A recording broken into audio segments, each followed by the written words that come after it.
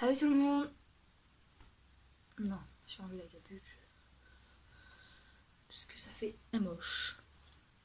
Salut tout le monde. Donc aujourd'hui, on se retrouve dans une nouvelle vidéo. Donc, ça va être une petite astuce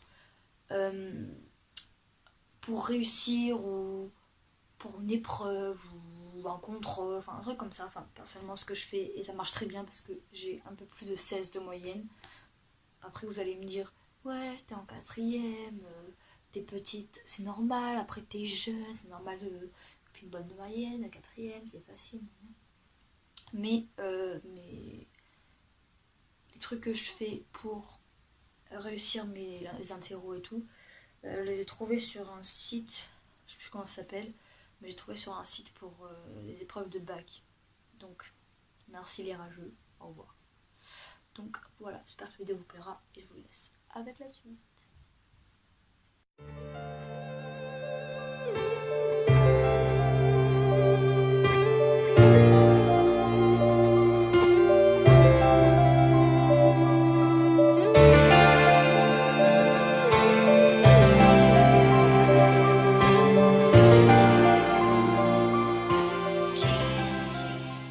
Donc, ce que je vous conseille de faire, c'est de vous faire des petites fiches de révision.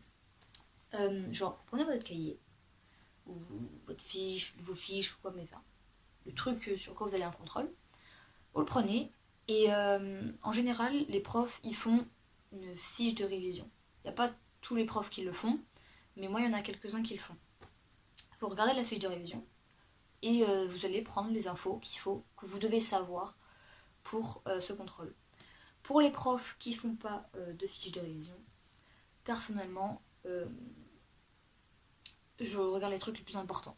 Les définitions, par exemple, que ce soit en histoire géo, en physique chimie, les définitions, les formules en maths, les dates en histoire géo, après, quoi, enfin, des définitions en français et tout ça.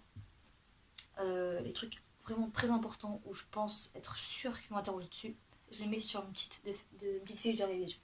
Donc vous n'êtes pas obligé d'avoir un cahier spécial pour réviser ou les trucs exprès pour trier vos trucs. Il suffit tout simplement d'avoir un bloc de bureau, vous savez, avec les pages comme ça et tout. Donc moi il est vide parce que c'est un nouveau. Du coup il n'y en a qu'un seul du truc marqué.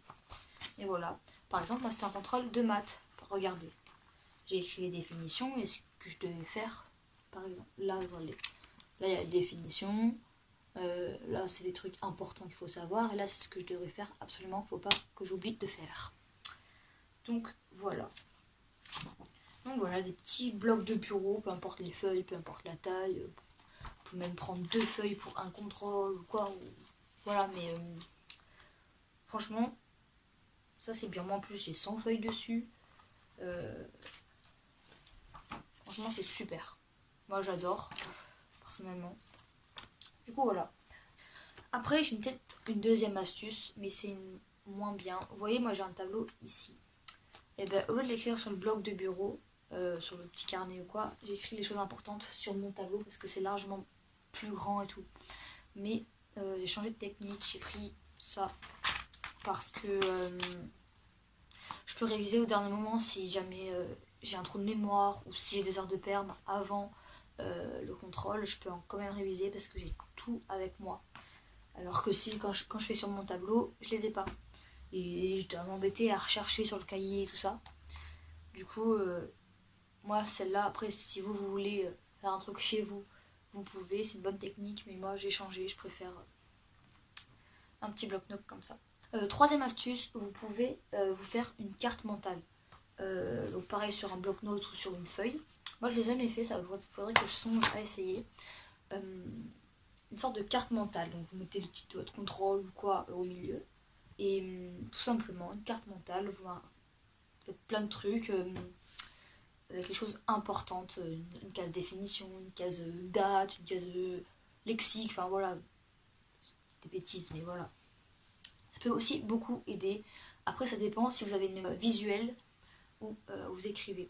Moi par exemple j'ai surtout la mémoire visuelle et quand je me parle, genre je me dis la définition comme ça à haute voix.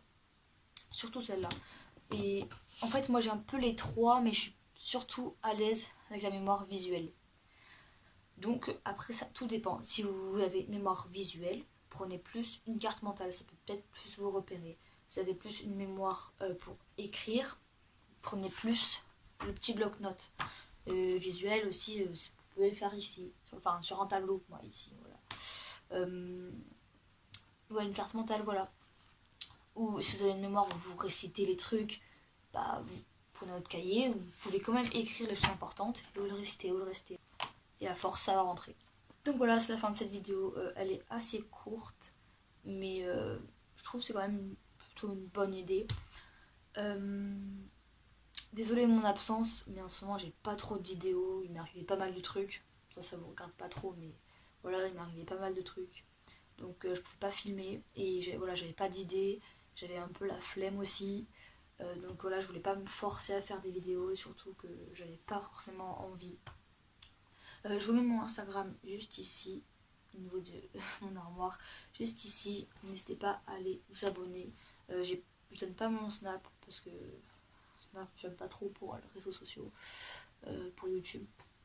Et voilà, j'espère que la vidéo vous aura plu. Je vous fais de gros bisous et je vous dis à la prochaine.